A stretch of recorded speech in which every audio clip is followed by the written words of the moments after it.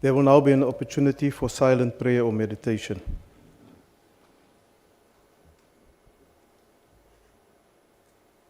Please be seated. Recording in progress.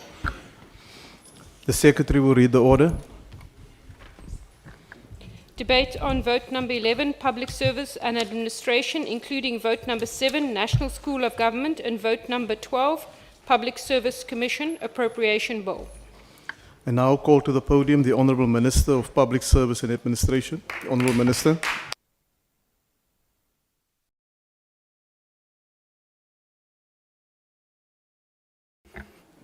Thank you very much, House Chair, the Deputy Minister, Pinky Kekane, the Chairperson of the Portfolio Committee and members of the Portfolio Committee, leaders of different institutions that form the family of Public Service and Administration. Good afternoon. House Chair, I rise to present to your esteemed House the Department's budget for the year 2026-27, which is 596,722,000. This budget, Chair, provides for the Department itself, the National School of Government, Public Service Commission, and the Center for Public Service Innovation. It's also understood, Chair, that our mandate extends to the Government Employees Medical Scheme, and these institutions form the portfolio of the Ministry of Public Service and Administration. House Chair, I'm rising not only to table the budget, but also to reaffirm our national commitment to build a capable, ethical, and developmental state that works for all South Africans. This budget is about the state that South Africa intends to become. It's a statement rather about whether public institutions can still command trust and whether public authority can still exercise ethically. This budget votes about restoring confidence in public institutions. It's about our collective endeavor to bring about, quote-unquote, transformative change in building a state that works for everyone. House Chair, this budget vote is tabled a defining moment in the democratic evolution of public administration in South Africa. We are tabling this budget before this august House following two major legislative milestones for the public service and our country. His Excellency President Cyril Ramaphosa has assented to the Public Service Amendment Act 2025 and the Public Administration Amendment Act 2025, respectively. These, House Chair, are not technical amendments, but structural reforms designed to strengthen accountability, to improve efficiency of administration, and reinforce the constitutional foundation of professionalism. The Public Service Amendment Act 2025 fundamentally reshapes the accountability architecture of the state. For the first time in the democratic South Africa, the separation between political authority and administrative accountability is being reinforced with a legislative certainty. This is because a professional public service cannot exist where political and administrative lines are indistinct. These reforms therefore restores those lines clearly and decisively. This amendment prohibits heads of department and officials reporting directly to them from holding political office. And this is not just an administrative housekeeping, but a constitutional commitment to a professional and politically independent public service. This amendment is less about excluding or limiting anyone from democratic participation, but more about protecting the integrity, impartiality, and professionalism in the public service. House Chair, when these boundaries collapse, institution weakens and accountability blurs, and citizens end up paying the ultimate price through delayed services, poor governance, and departmental instability. Therefore, this act clearly vests both administrative and operational powers with heads of department and retains strategic and oversight responsibility with political authority. This will also ensure accelerated decision-making and that accountability follows responsibility, because where accountability is blurred, failure thrives. The Public Administration Management Amendment Act further strengthened the ethical foundation of public administration across all spheres of government. This strengthened mobility and harmonization within the public service. Equally important, House Chair, the amendment strengthened the oversight role of the Public Service Commission in grievance management, ensuring that public servants who raise legitimate concern are treated through fair and transparent process. These acts complement these reforms by advancing seamless and ethical public administration across all spheres. As South Africans experience government as one state and not disconnected institutions that are operating in silos. The Amendment Act also strengthens professional skills deployment across public sector and deepens the role of the National School of Government. These measures are not administrative technicalities, but they are a direct intervention against the culture of corruption that has weakened institutional credibility. Together, these reforms strengthen the institutional integrity of a state and bring coherence to a governance model that has been operating unevenly for far too long. Honorable Chair, legislation alone does not build a capable state, but strong institutions and leadership does. These reforms are best personified by our 2025 overall Batupile winner, Dr. Naing Su, who is present in this house today. As Chief Executive Officer of Mamelodi Regional Hospital, Dr. Su has turned a struggling facility into a state-of-art center of excellence. His leadership proves that with innovation and unwavering commitment to service, we can overcome systemic challenges. So this budget honors that standard. Here we are investing in a new era of public service and administration, one that is professional, ethical, and entirely dedicated to the people of this country.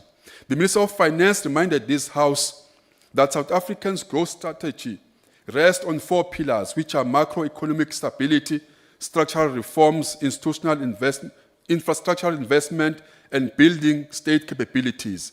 This portfolio therefore carries responsibility of the 4th pillar as custodians of systems, standards, and institutions that determine whether state can execute its constitutional mandate effectively. And the center for that public responsibility is trust. Honorable House Chair, the public trust is not built through slogans nor PR exercise. It is built when a nurse arrives at work in a functioning hospital. Trust is built when a pensioner receives dignified service at a government office. Trust is built when a young intern enters the public service, believing that advancement will depend on merits, not on connection. Trust is built when director generals understand that authority carries consequence and ethical obligation. This budget vote therefore speaks not only to Parliament, but to every public servant across our country. We are speaking to a cleaner who opens government building before sunrise. We are speaking about an intern entering the public service for the first time, a social worker at a local clinic, a police officer, the municipal manager, and even the director general at the highest office. The developmental state is built through all of them, and when they succeed, our country succeeds too. This budget vote therefore recognizes that dignity because a capable state is not built by legislation alone, but people who carry the Constitution into daily practice. This budget, Chair, accounts for 5 institutions of the public administration in South Africa: Department of Public Service Administration, the National School of Government, the Center for Public Service Innovation, the Public Service Commission, and GEMS. Although serving different mandates, but they've got one mission, and that is quote unquote, building a state that works for all. The Department of Public Service Administration therefore remains the engine room of governance reforms. Its responsibility is not abstract policy making, but the construction of standards, norms, and accountability mechanisms upon which the public service depend. So the professionalization framework remains central in this work, and merit-based appointment are not an administrative preference, but a constitutional necessity. As government, we will therefore intensify oversight on senior appointments across departments. Leadership positions in the public sector must be occupied by individuals who are fit and proper, capable of managing complex institutions under difficult circumstances. At the same time, privatization cannot become a narrow technocratic exercise that is detached from ethics. A technically skilled official without integrity is dangerous and can damage the institution profoundly as unqualified one. In our continued fight against corruption, government will intensify lifestyle audit and strengthen consequence management systems across public service. Corruption rarely begins with a single criminal act, Chair. It often begins with interference, manipulation, and compromised decision-making that institutions fail to confront early enough. By institutionalizing the monitoring of integrity risks, government strengthens its ability to identify governance failures before they become systemic crises. We are happy, Chair, to announce that the Central Register for Discipline Cases, discipline management, will now be operational in all spheres of government. For far too long, officials who have been dismissed for misconduct were able to move between departments and other spheres of government without consequence, and that era has to stop. Government will also implement the Public Service Skills Audit Framework to identify capability gaps across departments. We accept that the developmental state must understand the strengths and weaknesses of its own workforce. Recruitment, training, and workforce planning must be informed by evidence rather than assumption. So this capable state, Honorable Chair, we speak of in the 21st century must be digitally capable. And Deputy Minister, Honorable Pinky Kekane, will talk about this matter lengthily, including the Employees Housing Scheme and the Center for Public Service Innovation. As we advance our effort in building a capable state, the National School of Government has positioned itself not merely as a training institution.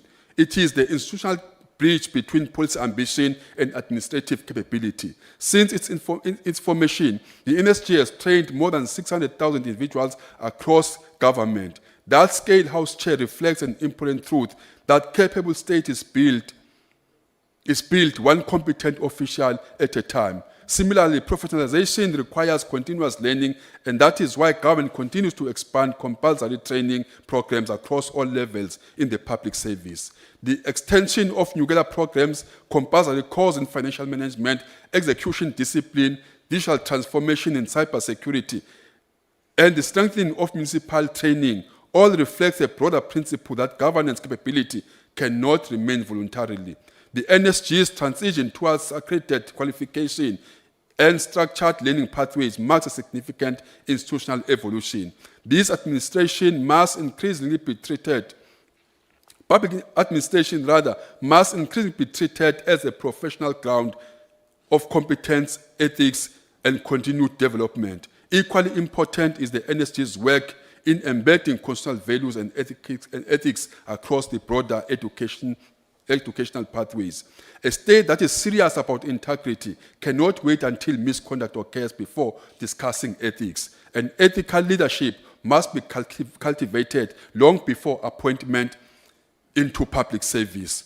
House Chair, I also confirm the formalization of the Ministerial Advisory Committee on Curriculum Development and Quality Assurance, comprising 12 local and international experts. It is also my pleasure to announce that Dr. Phumzile Mlambo-Ngcuka, the former Deputy President of the country, has been appointed as the chair of this advisory committee. Honorable Chair, we must admit that no reform can succeed without an independent oversight.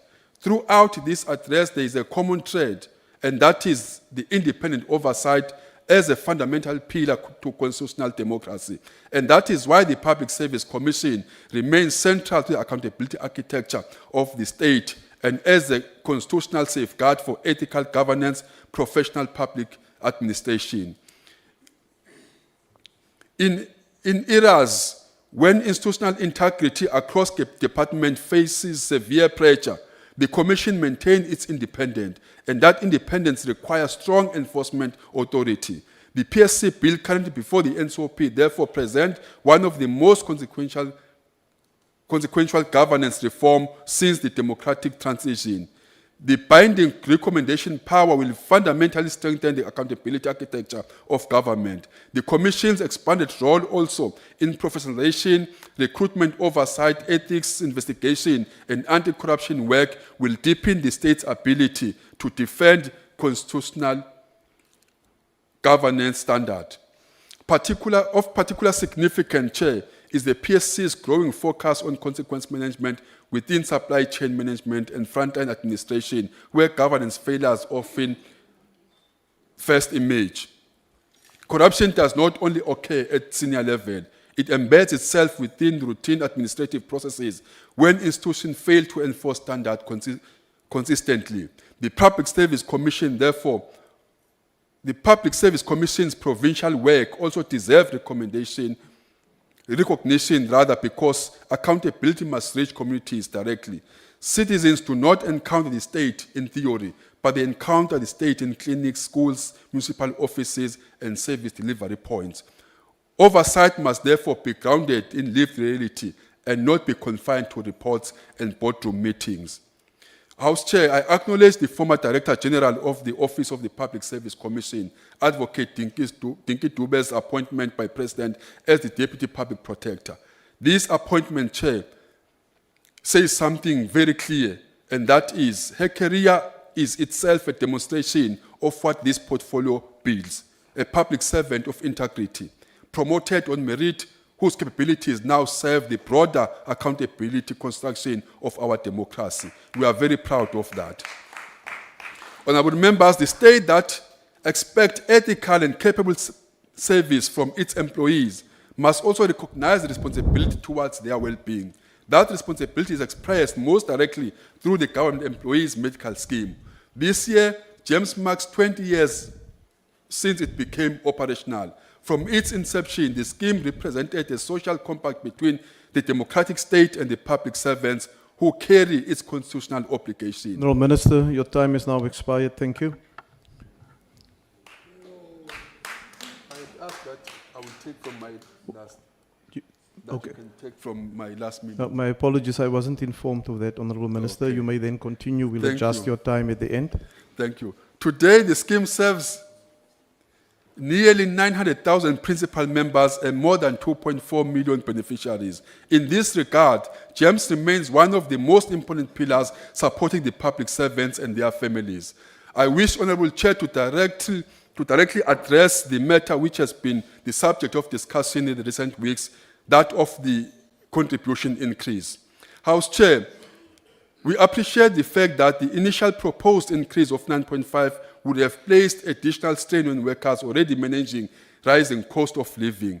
Following sustained engagement between the government, organized labor, and GEMS leadership, an agreement was reached to reduce the increase to 7.5, giving the employees 2% back into their pocket. In our endeavor to address the challenges that the scheme faces, we are happy to mention that there is also a number of interventions, House Chair, that are already yielding results, which will assist the scheme mitigating such high increases, if all things goes accordingly. The sustained engagement between government and organized labor and GEMS leadership matter a lot as they demonstrate the social dialogue, that the social dialogue remains essential in balancing institutional sustainability with the dignity of public servant at the center. At this point, I would like to pause and express my deep gratitude to the leadership demonstrated by the unions. As government, we understand the plight of workers, and it's precisely that reason that we have been able to work closely with them and in good faith. And I want to reaffirm our commitment that we are going to work with them in good faith going forward. The adjustment also provides meaningful relief to public servants while also protecting the long sustainability of the scheme. Sustainability in this regard, I mean that while institutions remain financially viable, but they must also remain human. Even the continued protection of lower-income employees through subsidized options remains essential. As South Africa continues discussing on the universal health coverage, the national health insurance, GEMS provide an important evidence that equitable healthcare access at scale is achievable when governance, discipline, and operational capabilities are aligned. House Chair, there is a common thread across the entire portfolio. DPSA establishes government standards, NSG builds capacity, CPSI drives innovation, and GEMS protect the well-being of the employees. And lastly, the Public Service Commission safeguards accountability and integrity. Together, these entities form the internal architecture of the capable state. They also shape whether public institutions remain ethical, professional, and responsive. Honourable House Chair, South Africa's governance challenge has never been the absence of policy ambitions, but the uneven application of the very ambitions. Government institutions are weakened not because the Constitution fails, but because governance standards are inconsistently enforced. Accountability becomes dependent on personalities rather than systems. Capabilities become vulnerable to instability, and ethics becomes negotiable. Honourable Chair and members, this budget seeks to reverse that trajectory through institutional discipline and through enforceable standards. A capable state is not built in moments of convenience. It is built through sustained ethical leadership, professional administration, and institutional consistency. And South Africa can no longer afford a public service that is politically contested, administratively weak, and ethically uncertain, while facing deep social and socio-economic pressures. This budget vote therefore advances a simple but substantial proportion that the constitutional promise of a capable, ethical, and democratic state must now move from aspiration to reality. 30 years ago, democratic South Africa adopted a constitution founded on dignity, accountability, and responsiveness and openness. That vision remains unfinished work. This will only be fulfilled when every ethical public servant chooses integrity over convenience, when every young intern entering government believes service still matters, when every official understands that public office is not an entitlement but a responsibility, and it lives in institutions that continue to defend professionalism despite pressure or adversity. A former statesman, Prince Mangosuthu Buthelezi, once reminded this nation that, quote unquote, public service or public office is a public trust. Those words remain profoundly relevant today. The legitimacy of the democratic state rests not on authority alone, but on whether that authority is exercised with humility, discipline, and service to the people. Even Ubuntu Chair teaches us that human dignity is realized through our responsibility to one another. The same principle applies to public administration. A state derives legitimacy from how it interacts with its people, while the citizens derive confidence from the integrity Honourable of Minister, the administration. You've now exhausted all your time. Can I have 10 minutes, Chair? The next speaker is the Honourable Kaba Chava.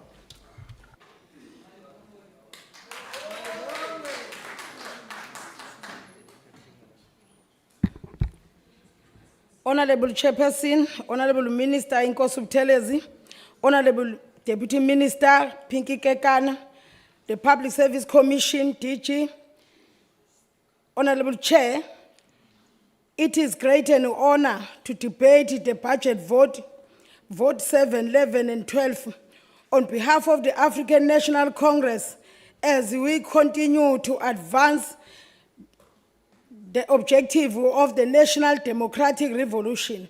There are numerous systems developed by the Department of Public Service and Administration, such as financial disclosure framework, aimed at encouraging disclosure of any potential conflict of interest, like public service, who have business tenders in the same department that they are working under. That is why recently the Honorable President announced compulsory lifestyle audit for all public servants. As the ANC led GNU, we want public servants who are professionally, ethically, partially, and accountable. It is therefore crucial that all public servants must attend the National Schools of Government, NSG. The involvement of a special investigating unit and the state security agency in the lifestyle audit ecosystem is the step in the right direction. All public servants must be subjected in effective lifestyle audit conducted by independent state institutions rather than by the ethics officers. Our inspiration is to witness the effective implementation of this system as to assist government in dealing with employees who resign while facing disciplinary cases in Department A and resurface in Department B. Honorable members, we must also recognize the importance of laws, institutions that promote fairness, accountability, and ethical leadership in the government. One of the important institutions is the Public Service Commission. The Public Service Commission plays a critical role in ensuring that government departments work properly, fairly, and honestly. It helps propel Batupili principle, which means people first. The TPSA is the custodian of fighting corruption, unfair treatment, and abuse of power in the public service. It encourages merit-based employment practices where people are hired because of their skills, qualification, ability to serve the people, to serve the public well. Those who fail to perform their duties or misuse public resources must face consequences. Accountability, it is not optional. It is necessary if we want to build a strong developmental state.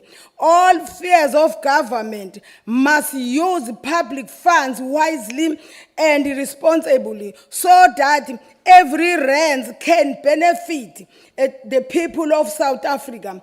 The struggle for freedom was not only about political right, it was also about economic justice, dignity, equality, and a better life for all.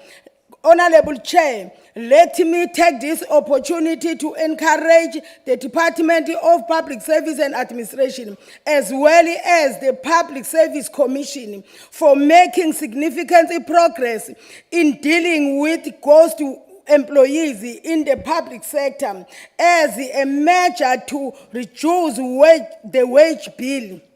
Integration, modernize payroll control, improve consequence management, and enhance oversight mechanism. Sustainable reform will require strong political will, ethical leadership, digital transformation, and continuous accountability across all spheres of government.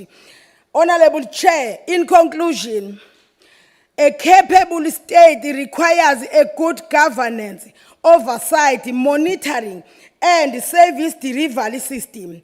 The ANC supported budget vote 7, 11, and 12. I thank you, Chair.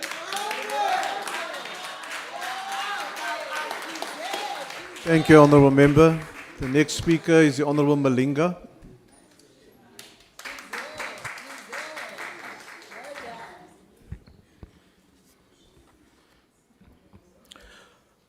Honorable Chair, Honorable Minister, Deputy Minister, Professor Madoda Figin, Honorable Members. Today I rise on behalf of MK Party to reject 2026-2027 vote budgets 7, 11, and 12 of the Department of Public Service and Administration.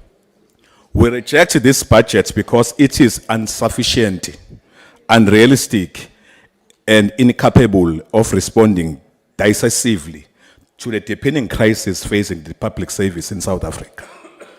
At a time where corruption, maladministration, cadre deployment, failures, ghost employees, weak consequences management, and collapsing service delivery continue to frustrate our people, this budget does not adequately empower the department at its entitled to enforce accountability across government. Even the parliamentary research analysis acknowledge that DPSA success depend on credible monitoring and follow through, especially integrated management, discipline system, lifestyle audit, and anti-corruption enforcement. South Africans are tired of hearing beautiful policies without implementation. Community continue to suffer while corruption inside the state become increasingly sophisticated. Yet very institution expected to defend ethics, accountability, and professional government continue to operate with limited resources and weak enforcement capacity. Abantu bakithi ke bayahlupheka. I-department ingenayo ke imali, inikwe imali encane. While nomongameli ophethizwe tholakala amadola ngaphansi kwasofa wakhe. Masibheke eThekwini kuyinamhlanje abantu bamanzi bayatoyitoya inkontileka zifuna ukukhokhelwa ayikho imali. I-department ikhipha le madlala encane kanje. Mawubheka futhi kwaZulu Natal Department of Transport zonke inkontileka njengoba sikhuluma namhlanje ziyalwa zimila isebenzi ayikhokhelwe for 6 months. Kodwa sikhuluma ngebudget encane kanje namhlanje.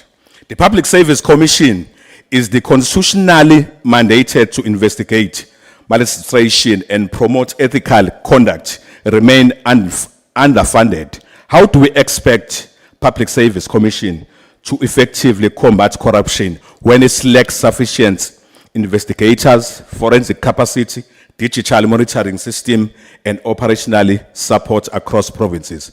Ushuthi PSA sifuna ifana nebhodi lasekhaya elibhala ukuthi ibhasobhe inja kodwa inja isekho ngaphakathi masikhuluma ngale budget enikezwe uPSA. These budgets fail to strengthen oversight mechanism in any meaningful way.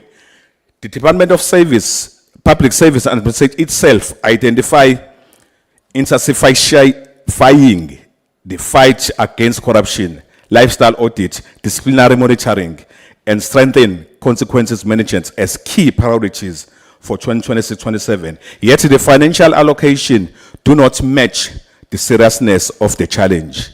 PSA ayinayo imali. Kodwa sikhuluma njengamanje nje sino minister ohlele ekhaya kune acting minister usahola emaphoyiseni. Sino minister, sino commissioner wamaphoyisa ohlele ekhaya, sino acting commissioner wamaphoyisa. Bowu4 labo badla imali. Kodwa iPSA inikezwa lengcosana engaka. Kudlalwa ngabo. We speak about building a modern, capable state, yet many government systems continue to suffer from network failure, poor data management, cybersecurity weakness, and fragmented systems that do not communicate with one another.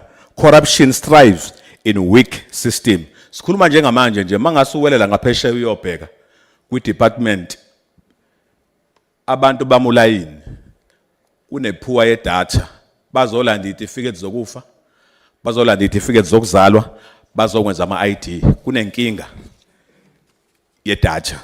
Without serious investment in digital government, integrated monitoring system, and cybersecurity infrastructure, corruption will continue evolving faster than government ability to detect and stop it.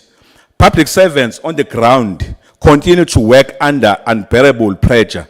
Nurses, police officers, teachers, social workers, and frontline workers are expected to deliver service under an overstretched and poorly coordinated public administration system. Critical vacancies remain unfilled while service delivery deteriorated. Sikhuluma njengamanje nakuyona i-department le DPSA sino acting kodwa imali ifaka kwenye indawo abantu abaqashwa le department. At the same time, government department continue spend billion on consultant because the state has failed to build internal capacity. Equally worrying is the continued weakness in consequence management. Officials implicated in wrongdoing remain on paid suspension for years, while disciplinary process drag on endless. Yet this budget does not inspire confidence that government is serious about enforcing accountability swift and decisively. The Parliamentary Researcher Unit itself warned that weak departmental compliance and poor implementation continue to undermine the DPSA effectiveness across government. The fight against corruption cannot be won through speeches, slogan, and policy documents alone. It requires political will, it requires skills, personnel, it requires department oversight, and above all, it requires adequate resources. Unfortunately, this budget does not rise to that challenge. South Africans want a professional public service that is ethically, transparent, accountability, and responsive to the needs of the people. They want a state that works, a state free from corruption, political interference, and administrative paralysis. But such a vision cannot be realized through an underfunded and wicked administration system. Ukhulumile umongameli, former mongameli waleli lizwe, President Jacob Zuma. Open court. We cannot claim freedom when our people still suffer without water, roads, electricity, and dignity. Close quote. As we reject this budget vote, the MK Party called for increased funding for the department and SOEs, serious investment in digital government, cybersecurity, and integrated monitoring system, filling of critical vacancies across public service, stronger protection for whistleblowers, faster discipline process and decisive consequence management, and the building of a professional, merit-based public administration free from corruption and policy abuse. Honourable Member, your time is now expired. Thank you. For this reason, MK Party reject this budget. I thank you. Thank you. The next speaker is the Honourable De Villiers.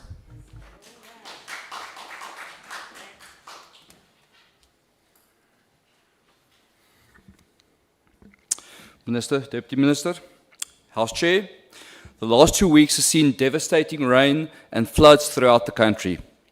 Roads were destroyed, bridges were swept away, and communities lost homes, farms, and places of work.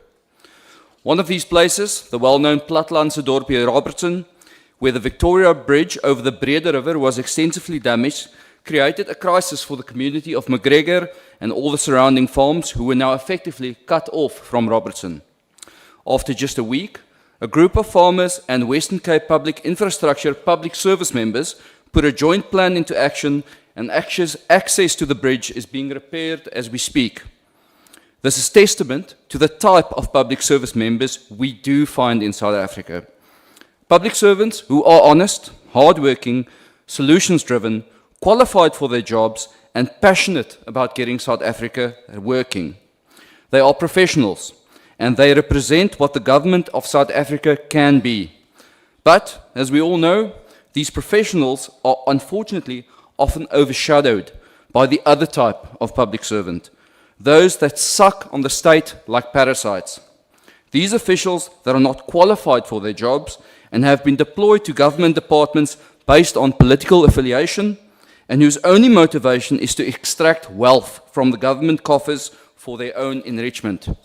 You see, House Chair, just like parasites live off their hosts and often make them sick in the process, these public servant parasites make our government sick. They suck the blood from the government through tender and supply chain manipulation, creating ghost workers that don't exist, and deploying criminal agents and unqualified individuals into positions of power to extract taxpayer-sponsored salaries and thereby fueling sophisticated crime networks that thrive of access to state tenders to empower these networks. The result of these parasites is a government that struggles to cope with its services to its own people, not because there aren't good public servants, there are plenty, but because these parasites has made the government sick. In the Committee of Public Service and Administration, we spend a lot of time on the activities of these criminals, as our oversight duties require us to ask the hard questions of the Department of Public Service and Administration, and what they are doing to find and to expose these state parasites. In a recent committee meeting, I put it to Minister Buthelezi that our committee stands ready to process any and all legislative change with the necessary urgency to help and cure the state of these parasites through enhanced legislative reform for lifestyle audits, finding ghost workers, and the criminals guilty of these corrupt activities. I found Minister Buthelesi's answer insightful. He made the point that although we can always improve legislation, the issue of criminals in the public sector is not one of too little rules, regulation, or legislation. It is a lack of accountability culture that starts from the top. House Chair, reflecting on these words by the Minister, I tend to agree. Eliminating parasitic corruption should start at the top, where accountability culture should be driven down through all levels. It should start with the president, the highest office in the land, in the way he or she chooses their executive, with ministers in return appointing director generals that are also appointed on merit, professionals that enforce a culture of accountability, professionalism and excellence in the public service. And they, in return, must make sure that public service members that are appointed as heads of departments and at senior management level subscribe to the same culture of professionalism and enforce it all the way down through all the levels of the public service. Public service members like those that, as we speak, are helping to fix the Victoria Bridge in Robertson and much other infrastructure in the Western Cape that has been damaged in the storms of late. Public service members that did not ask, how can we use this opportunity to extract a tender and divert money into a criminal network and their own pockets? Public service members who pride themselves on their professionalism and getting the job done as honestly and cost-effectively as possible. In closing, as members of Parliament and this committee today, as we reflect on this budget vote of the Department of Public Service and Administration, I would make this last point. Accountability, professionalism and merit-based appointments start with those elected to sit here in Parliament, in the provincial government legislators and in the councils of our municipalities. Politicians represent South African citizens, and your vote for political parties directly affects whether the government continues with these criminal activities or if we successfully create a functioning South Africa for all. I thank you. The next speaker is the Honorable Kailisha.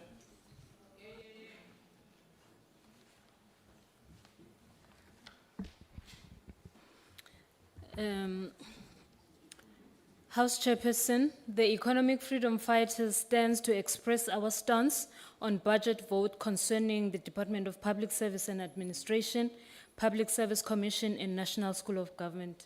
We cannot and will not support a budget that fails to address significant issues, undermining the integrity of our public service, such as the burden of phantom employees and siphoning funds and the exorbitant costs associated with suspended public servants who continue to receive salaries while facing delayed justice.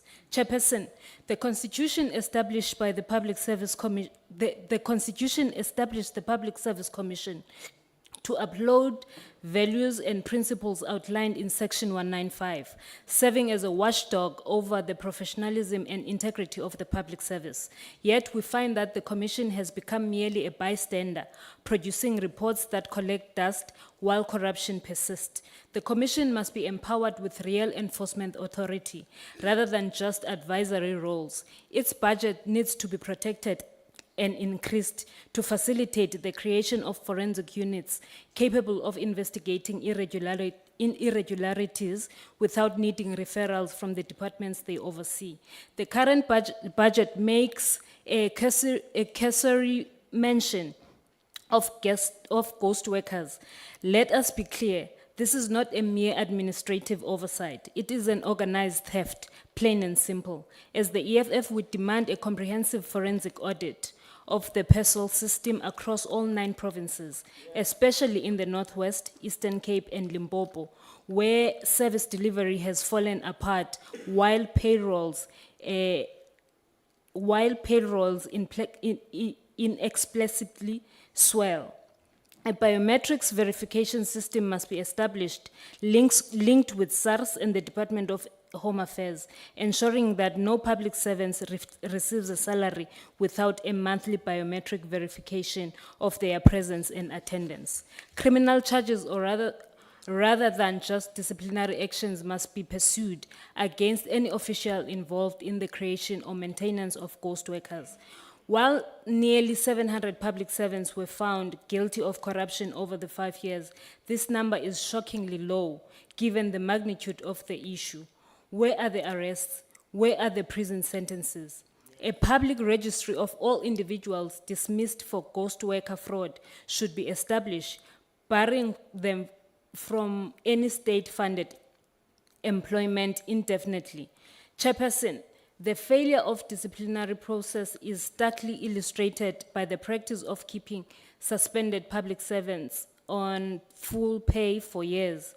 Consider this: the department appoint acting official while simultaneously continuing to pay suspended employees. This causes financial strain twice, once for the inactive employee and again for their interim replacement. A legislative amendment is necessary to limit paid suspension to a maximum of 90 days. We need to create a dedicated rapid disciplinary tribunal within the Public Service Commission to resolve cases within 12 months. There is no justification for a disciplinary case to extend for years while the accused continues to draw a salary.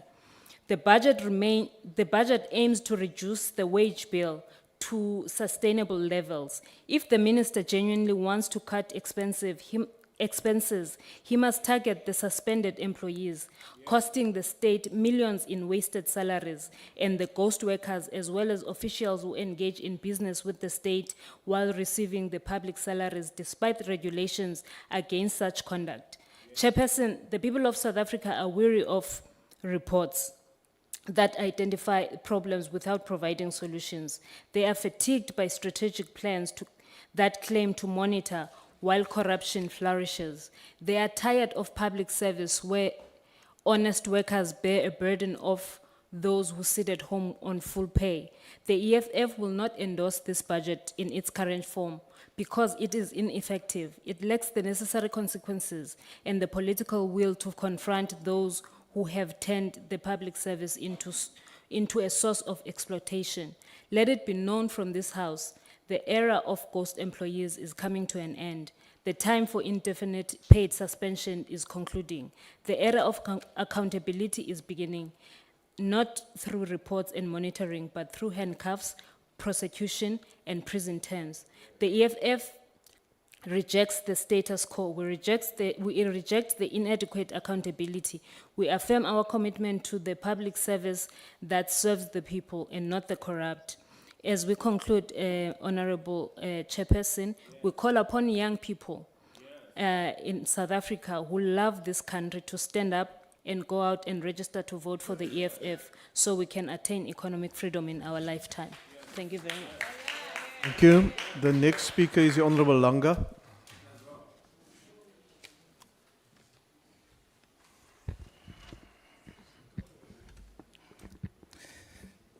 Thank you very much, Honorable House Chair, and greetings to the DPSA Minister Shenge, Deputy Minister Ms. Kekana, Honorable House Committee members, and DPSA Acting DG, Mr. Vogela, PSC led by Professor Figeni, and all the executives of DPSA entities present in the House. Honorable House Chair, the IFP welcomes the tabling of budget votes 7, 11, and 12. These votes are collectively central to strengthening the public service, thus ensuring that South Africans receive efficient, transparent, and dignified services across all spheres of government. Yet, it will be difficult to realize this if strategies remain fragmented, mandates underfunded, and institutions constrained by structural weaknesses. Regarding budget vote 7, we welcome the move to bring all 3 spheres of government under the Public Administration Management Act. This is a step towards unity and accountability. But the truth is, the current funding model does not give the school the stable foundation that it needs. By constraining the institution to rely on training fees, government is turning a constitutional mandate into a commercial venture. This means that the school is pushed to prioritize profitable corporate causes while the agent training needed to fix collapsing municipal services is neglected. The direct consequences of this are felt in the communities where basic services such as water are already severely limited. This operational constraint mirrors the structural contradictions within Vote 11. While the IFP acknowledges the legislative reforms, merit-based recruitment, and digital governance frameworks advanced by the department, These initiatives remain weakened by persistent resource limitations. The Center of Public Service Innovation has suffered a significant real-term budget cut, while the continued vacancy of its chief executive officer has created a leadership vacuum that undermines responsiveness and capacity for innovation.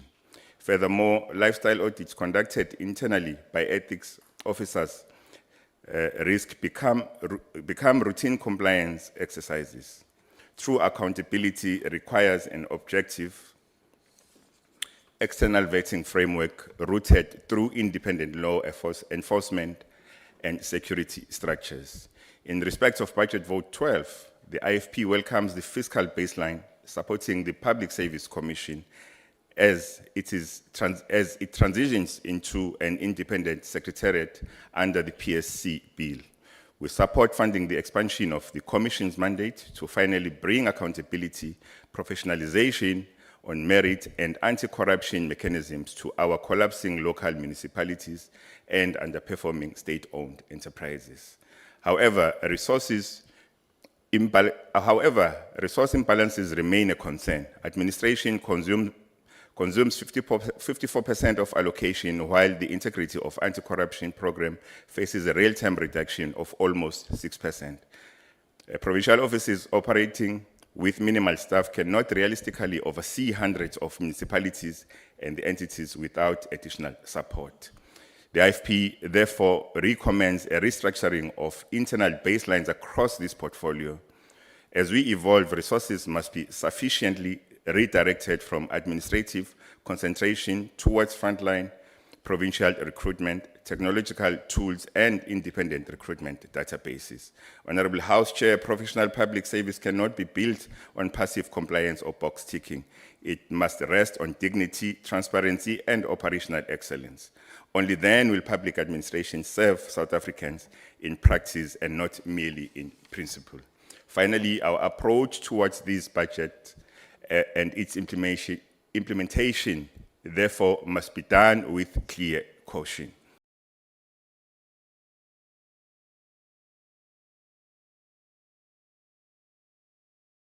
Funding and decisive implementation, these votes risk becoming commitment without delivery.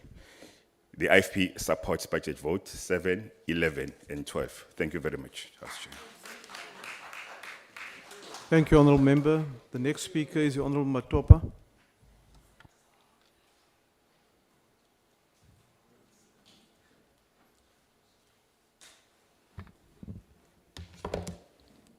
Thank you very much, House Chair, honorable members.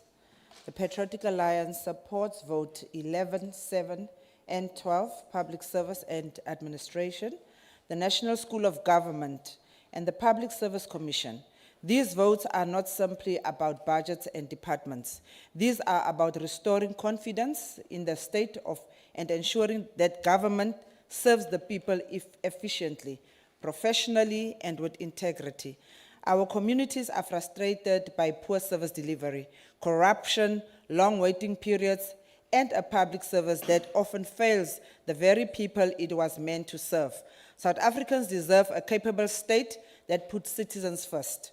On vote 11, the Patriotic Alliance believes that the public service must be rooted in accountability, professionalism, and merit. Cadre deployment and political favoritism have weakened institutions and undermined service delivery. Government departments must become more efficient. On vote 7, the National School of Governance must play a stronger role in building a skilled, ethical, and capable public service. Training should not become a ticking box exercise. Public servants must be equipped with practical skills, leadership abilities, and a strong understanding of ethical governance and service delivery. On vote 12, the Public Service Commission must be strengthened as an independent oversight body. Its recommendations cannot continue to be ignored while corruption and maladministration continue without consequence. Accountability must become a reality, not just a slogan. The Patriotic Alliance further believes that the public sector must create opportunities for young people and persons with disabilities through inclusive recruitment, training and leadership development. Honorable House Chair, an effective public service is essential for economic growth, public trust, and social stability. The people of South Africa want a government that works, delivers services with dignity, and spends public money responsibly. For these reasons, the Patriotic Alliance supports these votes. I thank you. The next speaker is from the FF Plus. Is there a speaker from the Freedom Front Plus? No. Action SA, Dr. Letlape.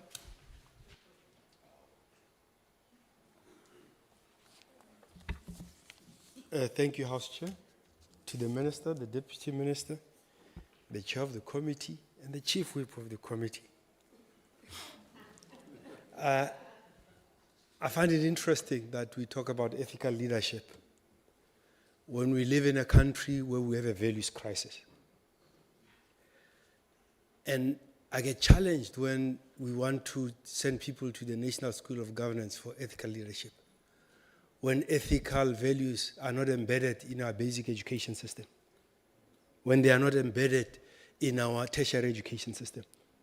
How do we expect people that come from a nation that disrespects the law, upholds the law for their own personal benefit, and does not believe in ethics to create ethical leadership and an ethical public service? And for me, I find that a challenge. I find it amazing that we have 900,000 public servants with 2.4 million dependents that are on a special medical aid, separated from the rest of society. Is that an example of ethical leadership? When you have people, Minister, that work in the healthcare system and will not use that healthcare system for their own care or the care of their own families, where do you begin to talk about ethical leadership when others do not matter?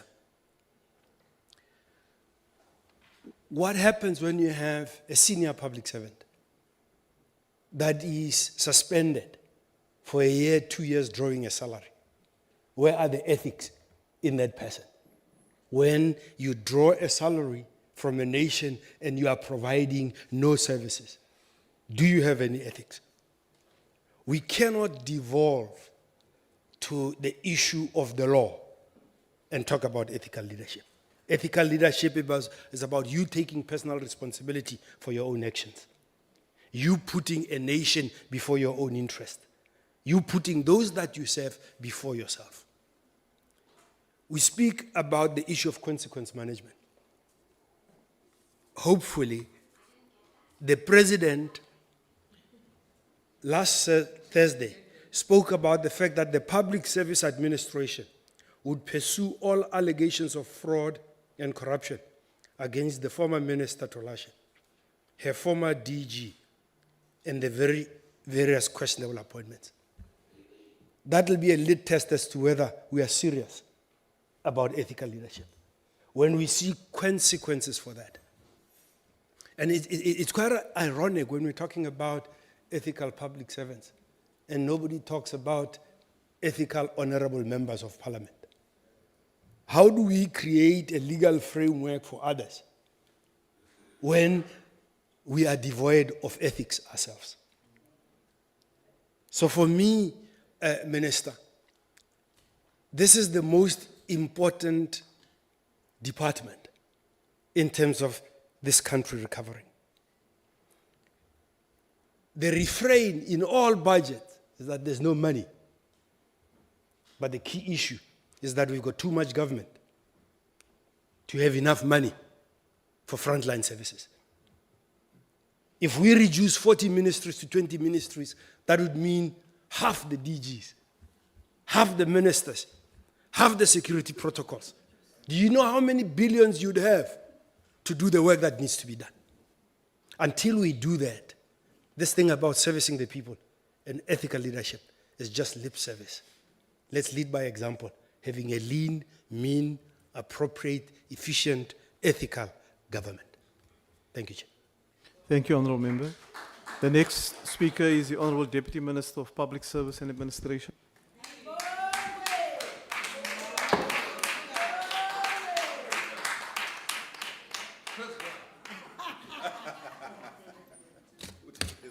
This is a very good portfolio committee, never hostile.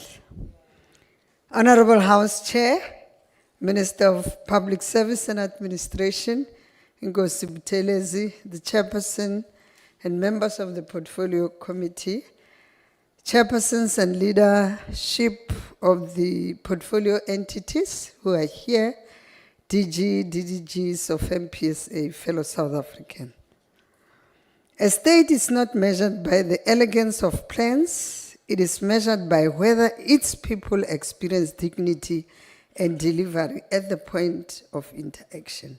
It's whether water flows from a tap continuously and consistently, whether a clinic opens on time every time, whether a pensioner receives assistance without humiliation, whether a young graduate can access opportunity without navigating broken systems, whether a municipality responds when community needs delivery. That is how citizens experience the state. It's through government working in our people's everyday lives. And that is why this budget vote matters. Votes 7, 11, and 12 are not merely administrative appropriations.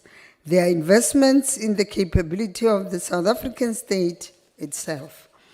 They determine whether government has the professionalism, systems, ethics, and institutional strength required to fulfill its constitutional mandate.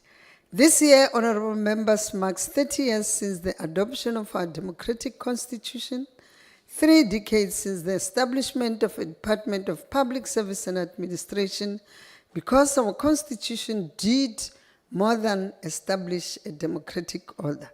Through Chapter 10, it set an exacting standard for public administration, a standard of professional ethics, efficient use of resources, impartiality, accountability, and development-oriented service to the people.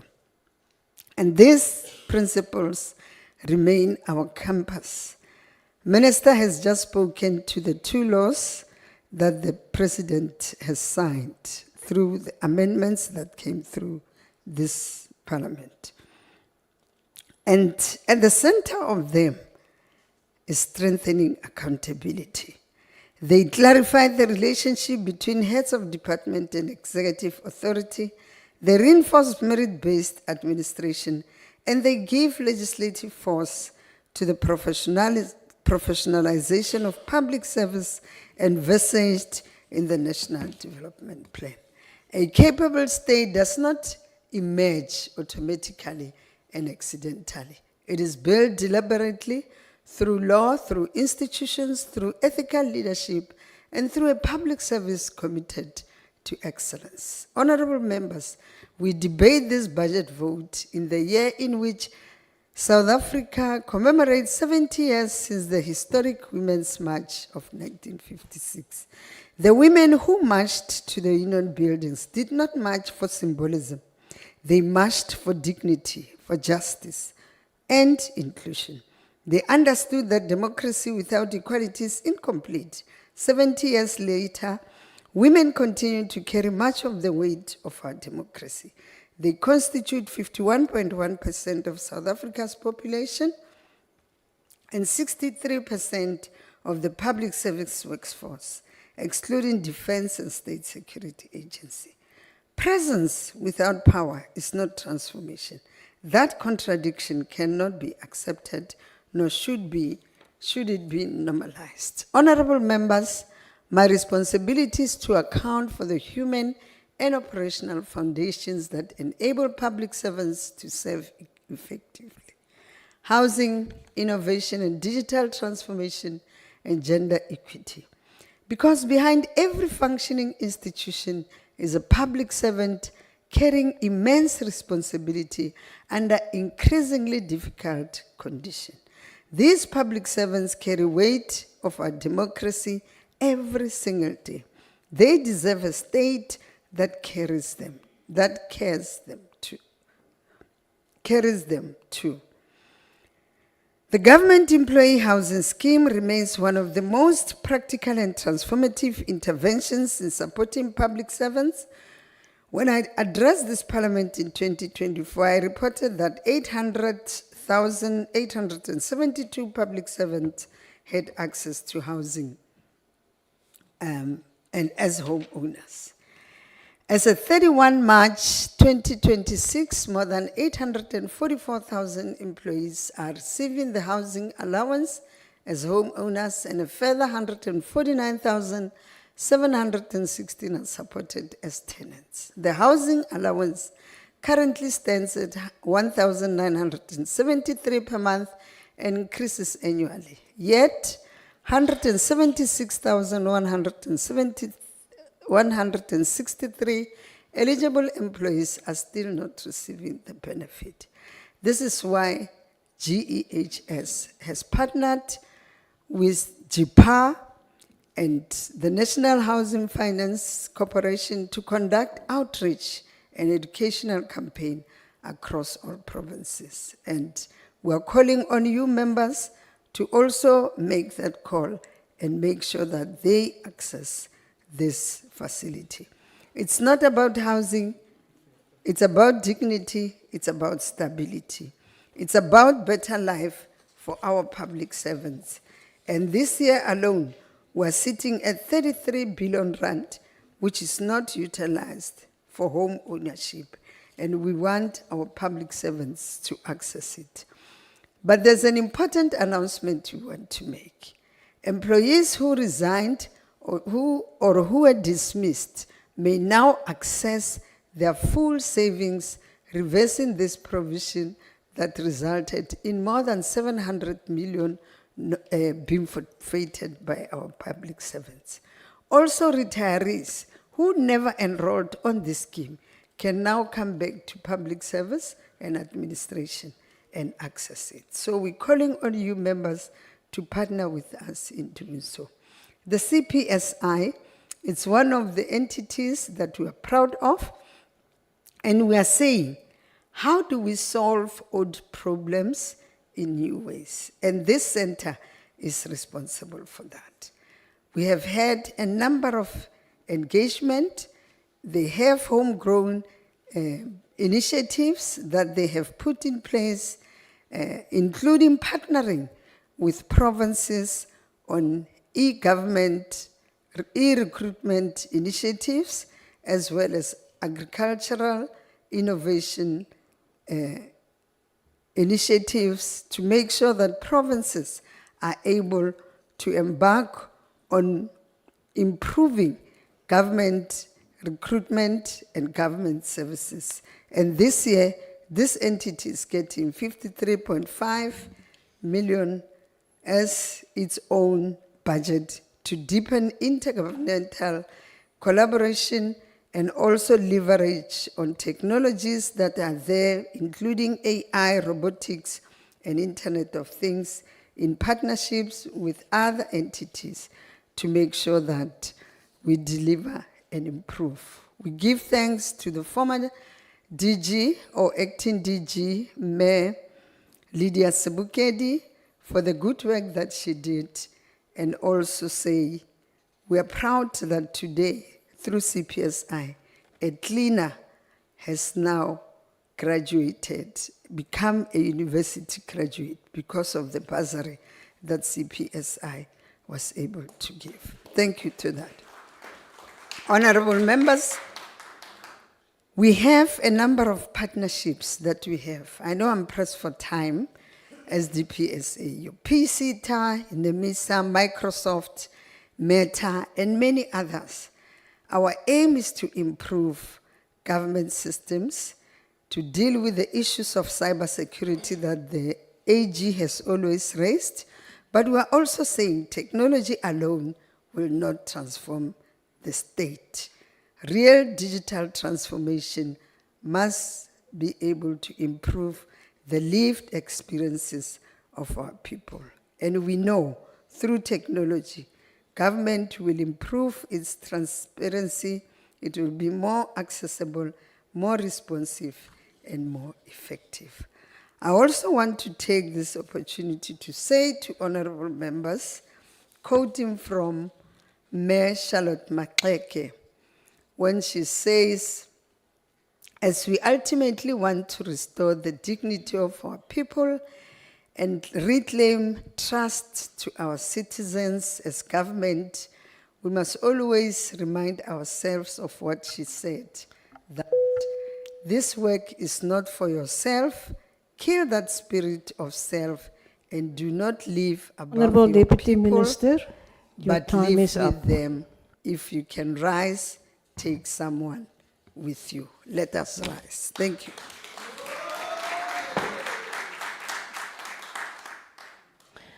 The next speaker is Honorable Tikane Gotibe.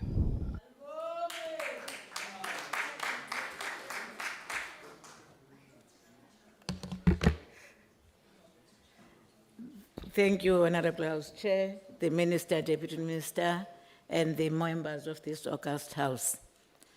In 1994, the African National Congress inherited a state characterized by fragmentation and structural decay. Since that historical juncture, we have labored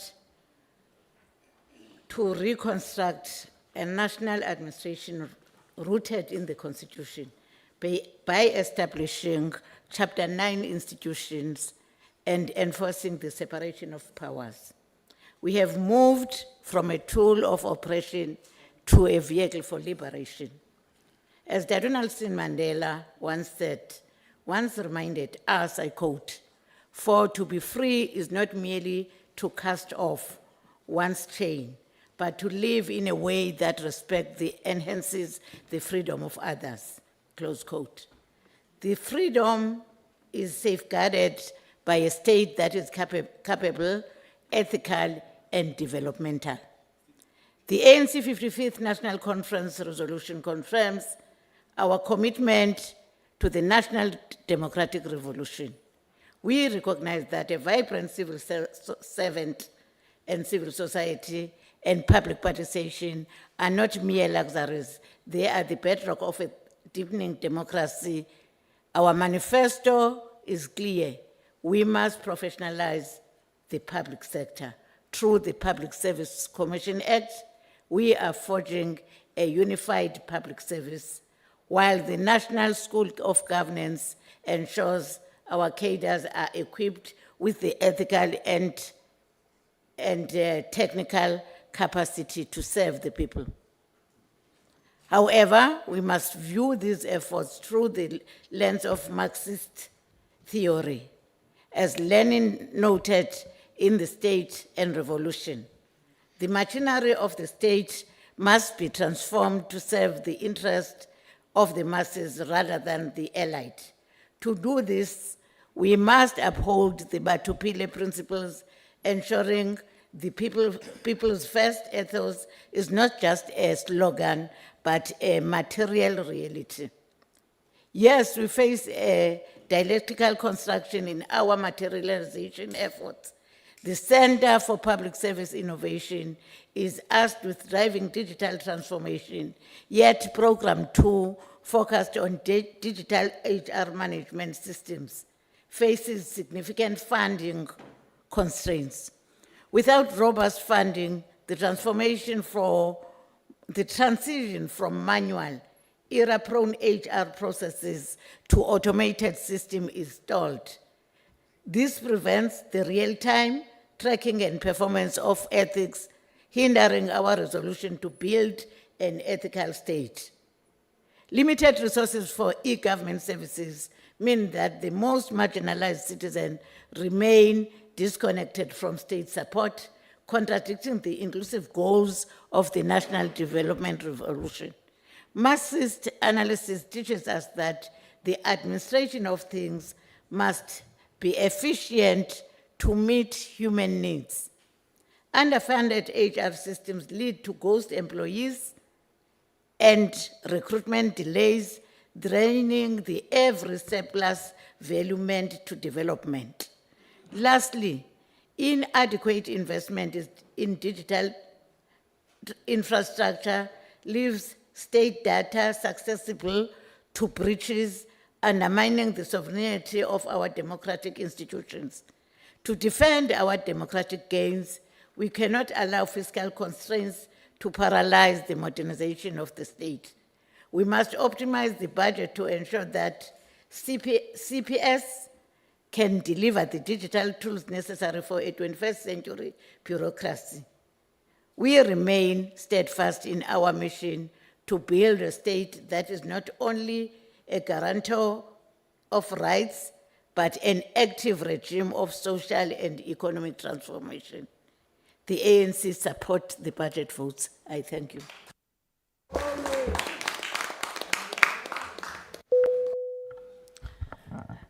Is there a speaker for the ACDP? UDM? Rais Mzansi? Bosa? ATM? Al-Jamaa? NCC? The next speaker is then Honorable Maslatsi from the UAT. Maslatsi. Is he on the platform? Then the next speaker is Honorable Spies.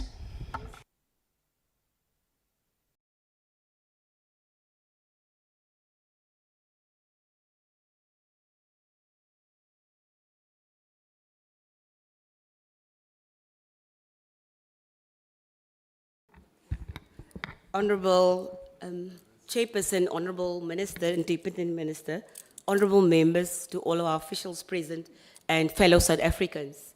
The Democratic Alliance supports a capable, ethical and professional public service because without it, government cannot deliver dignity, opportunity or services to the people of this country. Today's debate on vote 11, 7 and 12 goes to the very heart of whether the state works for the people or merely for political survival. The emphasis should be on ensuring that oversight do not become a procedural or tick box exercise, and that oversight must lead to accountability, consequence management, and measurable change in the lives of citizens. Chairperson, vote 11, the Department of Public Service and Administration carries a critical responsibility in restoring integrity within the state. South Africans are tired of corruption becoming normalized. They are tired of ghost workers draining public funds while communities suffer without services. And they are tired of irregular appointments, endless acting positions, and officials implicated in wrongdoing continuing to earn salaries without consequence. The committee therefore welcomed the continued implementation of lifestyle audits across departments, but lifestyle audits without consequences risks becoming nothing more than another administrative exercise. Where corruption, unexplained wealth, or unethical conduct are identified, referrals, investigations, and prosecutions must follow. The committee accordingly recommended that the department expedite the finalization of the Memorandum of Understanding with the SIU and the State Security Agency to strengthen vetting and integrity systems across government. Chairperson, during committee deliberations, I specifically raised the urgent need to strengthen protection mechanisms for whistleblowers. Too many public servants who expose corruption becomes victims themselves, intimidated, isolated, or professionally destroyed for doing the right thing. A capable state cannot exist where ethical officials are punished while corrupt networks are protected. The committee therefore adopted my recommendation calling for stronger confidential reporting systems, awareness campaigns, and coordinated protection mechanisms for whistleblowers across government. I also raised concerns regarding the persistent vacancies and instability in senior management positions across departments. Government cannot continue operating permanently in acting mode. Leadership instability weakens accountability, delays decision-making, and undermines service delivery. And for this reason, the committee further adopted my recommendation calling for a funded vacancy reduction and succession planning strategy to address ongoing instability in the public service. Chairperson, vote 7, the National School of Government must become more than an institution that merely issues certificates. Training without ethical leadership changes very little. And as the DAB believe that the NSG must actively help build a culture of professionalism, accountability, and consequence management within the public service. I therefore tabled an additional recommendation adopted by the committee calling for compulsory anti-corruption, consequence management, and ethical leadership training for senior management service members. Public service servants entrusted with public funds must understand that ethical leadership is not optional. Chairperson, I also wish to draw the House's attention to the critically important work of the Public Service Commission under Vote 12. Far too often, the PSC's work is underappreciated and under-resourced despite the enormous constitutional mandate it carries. The PSC investigates maladministration, monitors ethics, oversees the recruitment practices, evaluates grievances, and exposes weaknesses within the state. Its investigation and reports continue to play a vital role in strengthening accountability in government. The Commission's investigation into the conduct surrounding former Minister Tulashi is but one example of how the PSC continues to demonstrate the value of independent oversight institutions that are willing to uphold ethics, accountability, and the principles of good governance without fear or favor.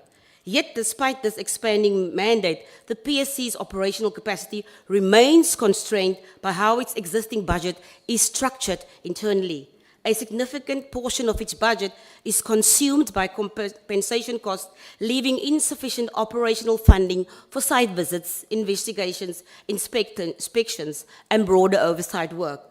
Institutions tasked with safeguarding ethics and accountability must ensure that available resources are directed where they are needed most: investigations, frontline oversight, and site visits. The committee therefore correctly recommended operational and structural support for the PSC, including strengthening provincial offices, improving operational capacity, and preparing for its expanded future mandate over local government and state-owned entities. Chairperson, South Africa does not lack policies. It surely does not lack frameworks, and it definitely does not lack strategies. What it lacks is ethical implementation, accountability, and consequence management. The public service must serve the people of South Africa, not systems of political loyalty. Every cent lost to corruption is money stolen from schools, clinics, policing infrastructure, and struggling communities. The DA will continue fighting for a professional public service built on merit, accountability, and Time has ethical expired. leadership. I thank you very much.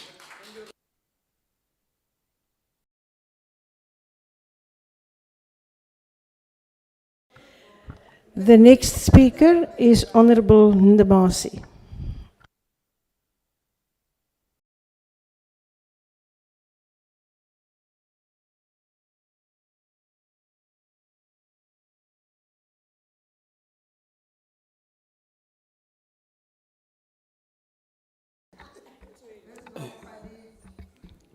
Honorable House Chair, 20 years ago, on the 16th of June, 2006, our former President Thabo Mbeki had this to say about the youth of 1976. I quote, "We remember the youth of 1976 because they have left us a lesson that it is possible for young people to stand up and confront the challenges facing them.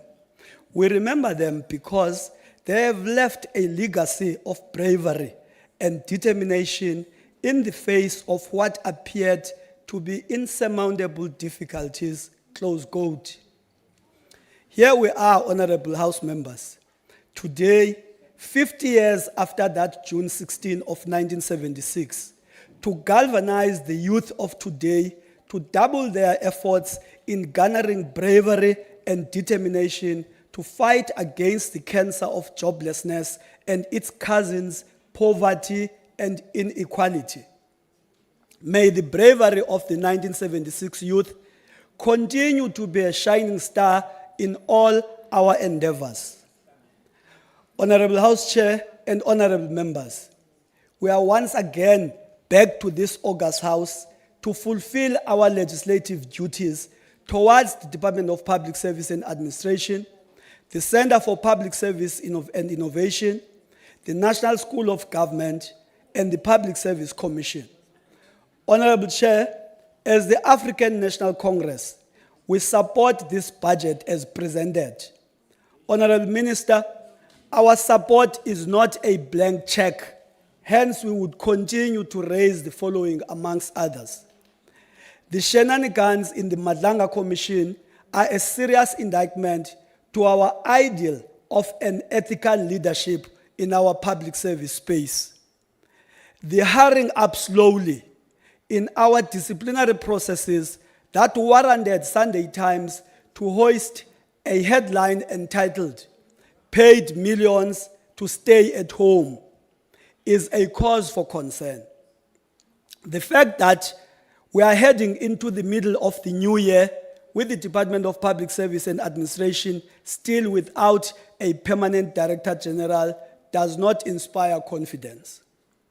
Honorable Minister, we're going to hold you accountable to what you presented to us as your medium-term development plan for 2025 to 2029, which includes the following priorities. 1, improving compliance with legislative prescripts and enforcing compliance. Finalization of the Public Service and Public Administration Management Amendment Bills. Congratulations, Honorable Minister, for attaining that target. Intensifying and strengthening fight against corruption in the public service. Improving public service annual performance plans. Reducing government's wage bill. Improving government performance. Digitalization and modernization of the public service, and the enhancement of whistleblower protection. Honorable Chair and honorable members, our yardstick for the department for the current financial year will be their strategic focus on areas which encapsulate the following amongst others. 1, a state that is capable and competent, underpinned by a professional service. Secondly, a state that treats all people with dignity, humility, and respect. Thirdly, a state with leaders who are prepared to serve our people with complete dedication.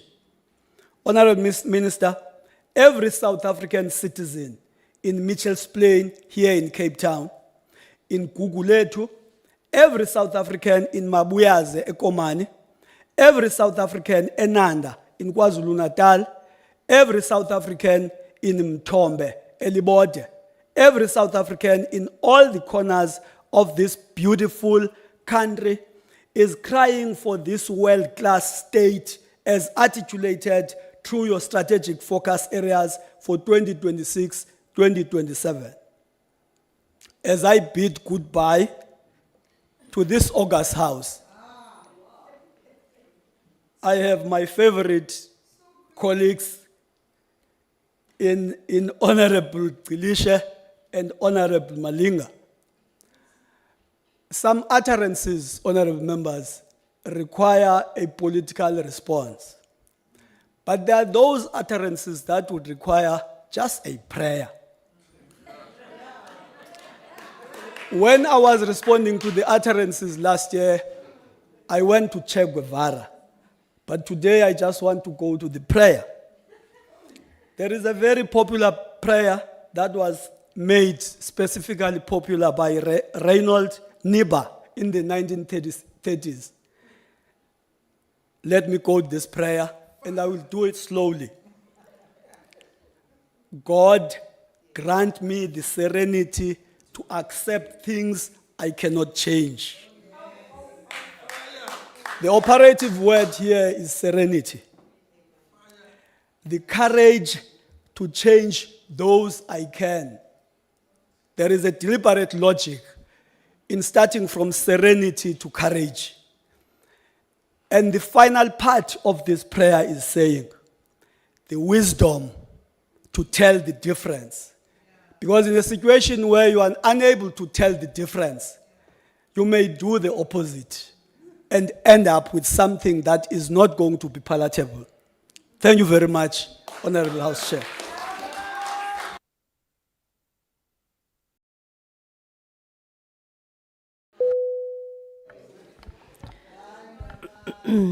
Honourable members, the Minister and the Deputy Minister have unfortunately exhausted their time. This therefore concludes the debate. Members are reminded that 2 debates are scheduled simultaneously for 16:45 today. The Employment and Labour Budget Vote number 31 debate will be held in the Gurab Chamber, while the Police Budget Vote number 28 debate, including the Independent Police Investigative Directive Budget Vote number 24 and Civilian Secretariat for Police Service Budget Vote number 21, will take place in Committee Room M46. That concludes the debate and the business of this mini plenary session. The mini plenary will now rise.